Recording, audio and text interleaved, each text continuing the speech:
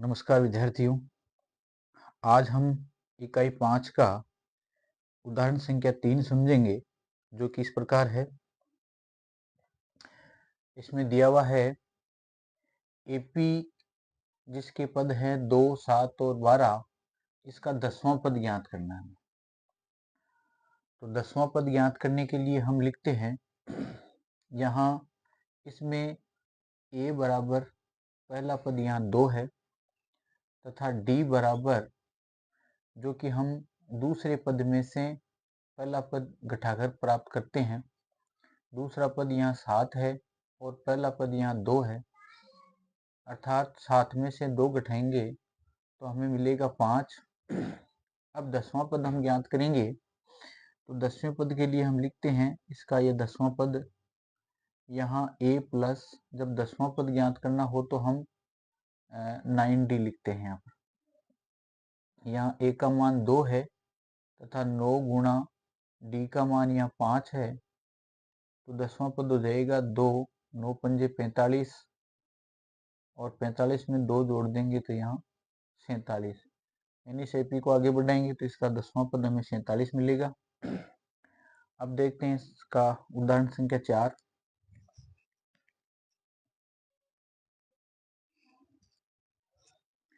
देखते हैं इसका उदाहरण संख्या 4, जिसमें दिया हुआ है एपी दी हुई है 21, 18 और 15 के पदों से ये एपी चल रही है। पूछा है कि इसका कौन सा पद -81 है। तो अभी हम देखते हैं कि इसका -81 कोई पद है क्या। तो यहाँ हम देखेंगे कि इसमें a बराबर जो है वो 21 है तथा इसका d जो है वो हम ज्ञात करेंगे, तो इसके दूसरे पद में से पहला पद घटा करके d ज्ञात करेंगे। दूसरा पद यहाँ 18 है, इसमें से 21 घटा करके माइनस का 3 हम प्राप्त करेंगे, जो कि d का मान है। अब हम -81 इसका पद ज्ञात करेंगे, तो हम लिखते हैं इसका an ज्ञात करने के लिए हम सूत्र लिखते हैं a प्लस n-1 गुणा d बराबर हम an लिखते हैं। तो यहाँ a का मान 21 है तथा n का मान हमें ज्ञात करना है। कौन से नंबर का पद 81 है वो ज्ञात करना है। -1 गुणा d यहाँ पर माइनस का 3 है और an 81 मान लेते हैं। पता करते हैं कि -81 कौन से नंबर पर आएगा। तो इसको हल करेंगे।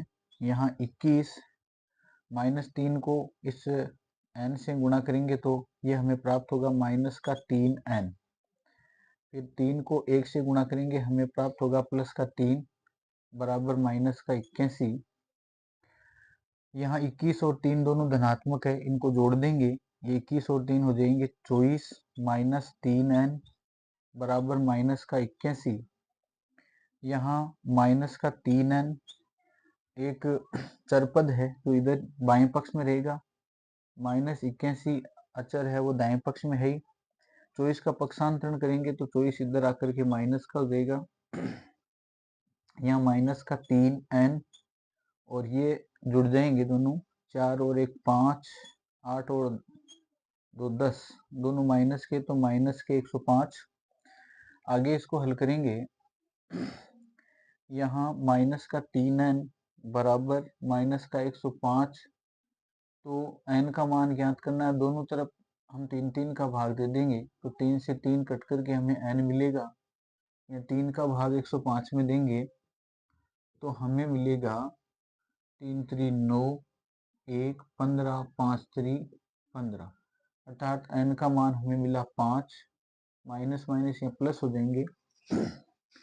तो इस एपी का 35वां पद है वो -81 होगा, 35वें नंबर का पद। आगे पूछा है साथ ही क्या इस एपी का कोई पद शून्य है। तो हम पता करते हैं कि इस एपी में कहीं पर कोई शून्य पद भी आएगा क्या। तो वही हम सूत्र वापस लेते हैं, a प्लस n-1 गुणा d बराबर an। तो अब की बार इसमें an 0 दिया हुआ है और पूछा है कि क्या इसमें 0 भी किसी पद पर आएगा क्या। तो इसके लिए हम n ज्ञात करेंगे। a का मान यहाँ पर 21 प्लस n-1 गुणा d का मान यहाँ माइनस का 3, ये होगा 21, यहाँ गुणा करेंगे तो ये हो जाएगा माइनस का 3n और प्लस का 3 बराबर 0। यह 21 और 3 हो जाएगा 24 माइनस 3n बराबर 0।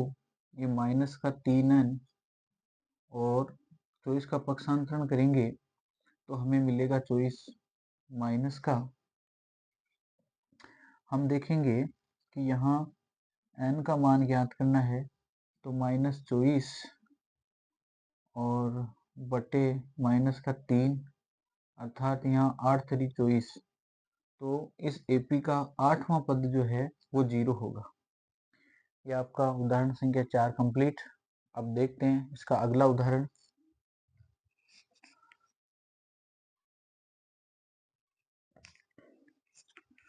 तो आइए देखते हैं इसका उदाहरण संख्या 5, जिसमें कहा गया है वह AP निर्धारित कीजिए जिसका तीसरा पद 5 है और सातवां पद 9 है।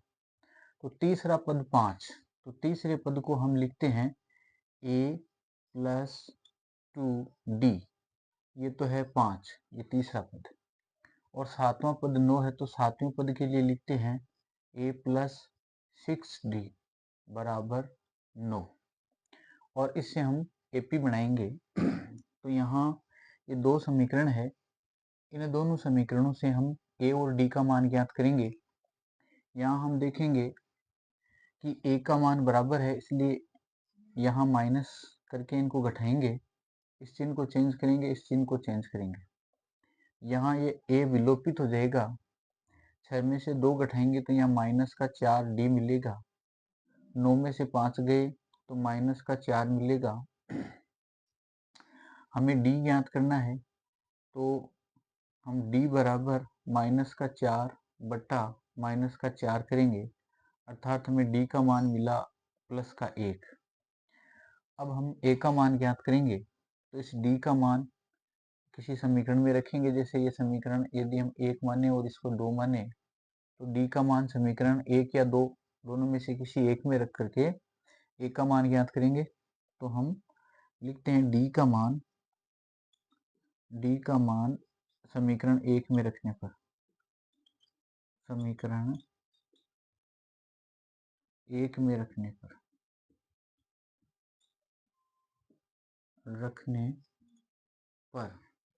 1 में रखेंगे तो एक ही जगह ए रहेगा प्लस 2 गुणा, अब d है तो d की जगह d का मान रखेंगे बराबर 5, a 2 एकम 2 बराबर 5, और a का जब मान ज्ञात करेंगे तो यहाँ 5 है, 2 का पक्षांतरण करेंगे माइनस का 2, a बराबर हमें प्राप्त हुआ 3।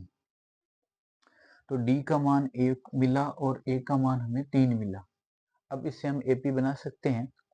जैसा कि a का मान 3 है तो यहाँ AP हो जाएगी 3 और इसमें d जोड़ेंगे 1, 3 में 1 जोड़ेंगे तो हमें 4, फिर 4 में 1 जोड़ेंगे 5, 5 में 1 जोड़ेंगे 6, फिर 6 में 1 जोड़ेंगे 7। इस प्रकार हम ये AP प्राप्त करते हैं। अब देखते हैं हम इसका अगला उदाहरण।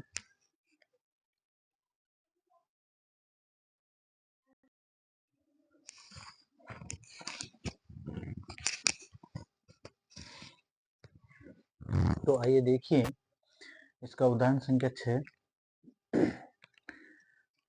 6 में दिया हुआ है क्या संख्याओं की सूची 5, 11, 17, 23 का कोई पद 301 है। तो इस सूची में 301 जो है इसका पद आ रहा है या नहीं आ रहा, वो हम जांच करेंगे। उसके लिए हम सबसे पहले लिखेंगे इसका a बराबर यहाँ 5 और इसका d ज्ञात करेंगे। तो इसके दूसरे पद 11 में से पहला पद 5 घटाएंगे, अर्थात हमें मिलेगा यहाँ 6। अब हम देखते हैं कि इसका कौन सा पद 301 है या नहीं, तो हम लिखेंगे ये इसका मान 6 अंतर आ रहा है, तो हम लिखेंगे कि a प्लस n-1 गुणा d बराबर 301। यहाँ a का मान जैसे इसमें 5 है और n का मान हमें ज्ञात करना है और d का मान यहाँ 6 है बराबर 301। इसका सरलीकरण करेंगे तो n का मान ज्ञात होगा। यहाँ 5, 6 को n से गुणा करेंगे 6n माइनस का 6 बराबर 301, या 6 और 5 को घटा लेंगे तो हमें मिलेगा माइनस का 1 प्लस 6n बराबर 301। यहाँ 6n बराबर 301, 1 का पक्षांतरण करेंगे तो 1 मिलेगा प्लस का, तो 6n बराबर ये हो जाएगा 302। अब हम n का मान ज्ञात करेंगे तो हमें मिलेगा n बराबर 302 बटे हुए 6। हम 6 का भाग इसमें देंगे तो हमें सरलतम भिन्न में बदलेंगे तो ये 2 के पावर से कटेगा 3 बार, ये 2 के पावर से कटेगा, 2 एकम 2, 10, 5 दूनी 10 और 2 एकम 2, तो ये 151 बटे 3 हमें मिलेंगे। यहाँ 151 बटे 3। अभी हमने देखा कि 151 बटे 3 एक परिमेय संख्या है, पूर्ण संख्या यहाँ नहीं है, तो n का मान एक पूर्ण संख्या होता है तभी वह उसका पद माना जाता है। तो यहाँ n पूर्ण संख्या नहीं है, पूर्ण संख्या नहीं है, इसलिए 301 इस AP का पद नहीं है, इस AP का पद नहीं है। अगला उदाहरण देखते हैं, उदाहरण संख्या 7।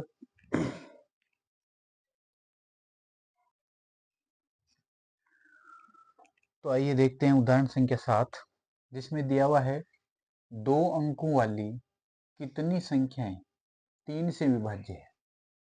तो 3 से विभाज्य संख्या वही होगी जो 3 का गुणज होगी, अर्थात जिस संख्या में 3 का भाग पूरा पूरा जाएगा। तो 2 अंकों की संख्याएं प्रारंभ होती है 10 से।